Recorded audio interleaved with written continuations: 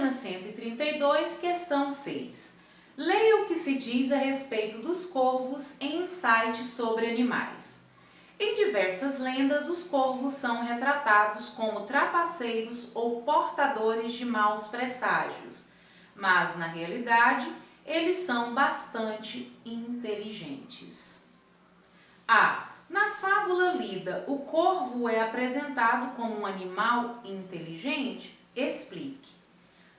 Então, aqui vocês estarão relembrando a fábula com o ajudante de tarefas. Deixa eu só explicar uma coisa para vocês. Essas perguntas que não têm linha para resposta é um debate oral que você fará com seu ajudante de tarefa. Não tem necessidade de você escrever aqui, porque não tem nem espaço para isso.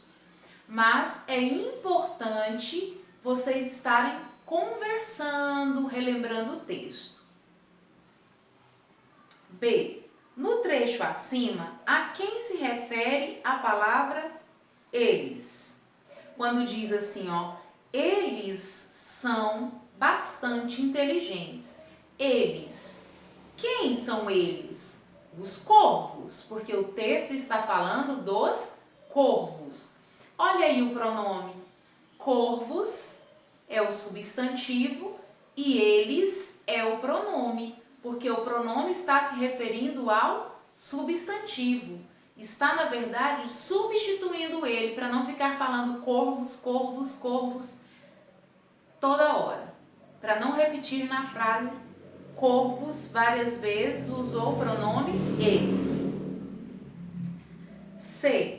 A expressão bastante inteligentes indica uma característica dos corvos, o que os corvos costumam fazer.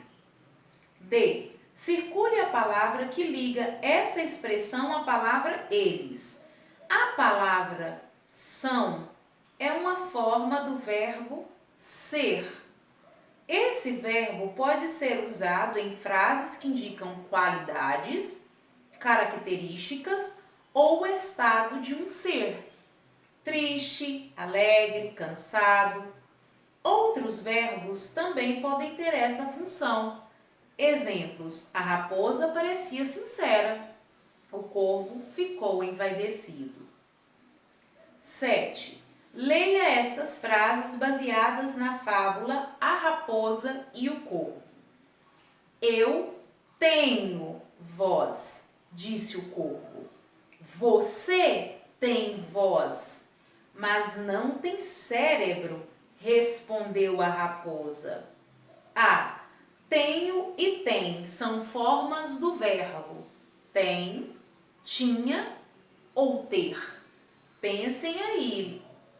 Lembrem do que está escrito dentro do quadro em relação ao verbo ser. B.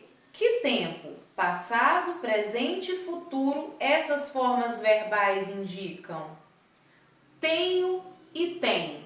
Indica o quê? Passado, presente ou futuro? Os verbos tenho e tem. Essa conjugação tenho e tem. Página 133, questão 8. Se na questão anterior as duas formas do verbo tenho e tem indicam o mesmo tempo, por que são diferentes? Converse sobre isso com os colegas. Meus amores, lembra quando nós fizemos a conjugação do verbo arrumar no quadro? Vamos fazer agora, vamos dizer agora, tenho. Quem tem? Eu tenho, você tem, ele tem, ela tem. Então, quando pergunta assim, por que se tenho e tem estão no mesmo tempo de conjugação, ou seja, se está no passado, se está no presente, se está no futuro, por que é diferente o jeito de escrever tenho? Tem. Porque o pronome é diferente. Porque a pessoa que realiza a ação é diferente. Tenho, eu tenho. Tem, você tem. 9. Leia a tirinha e observe que uma palavra foi retirada do segundo quadrinho. Descobri que sou alérgica à picada de insetos. Também sou. Uma abelha pousou no seu cabelo. Não se mexa. E não saia correndo. Ele correu. No segundo quadrinho, complete a fala do menino com uma destas formas do verbo pousar. Pousou, pousaram ou pousamos. Então, no segundo quadrinho, vocês vão dizer se uma abelha pousou, se uma abelha pousaram ou uma abelha pousamos. Vocês vão escrever a conjugação que mais se adequa, a correta. B. Por que você escolheu essa forma verbal e não as outras? C. A quem se refere a palavra ele no último quadrinho, quando a menina diz ele correu? Quem correu? D. Se o próprio menino dissesse a frase no último quadrinho, como ela ficaria? Se ele que estivesse falando e não a menina falando sobre ele, como é que ficaria? O que você achou da atitude do menino?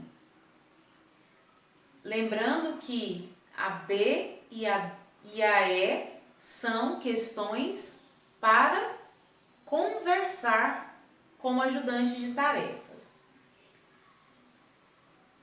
Voltando aí, questão o que você achou da atitude do menino?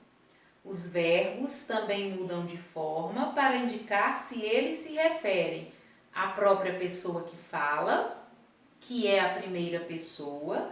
Eu vi uma abelha. A pessoa com quem se fala, que é a segunda pessoa. Exemplos: você viu uma abelha ou tu viste uma abelha. A pessoa sobre a qual se fala, que é a terceira pessoa, ela viu uma abelha. Então,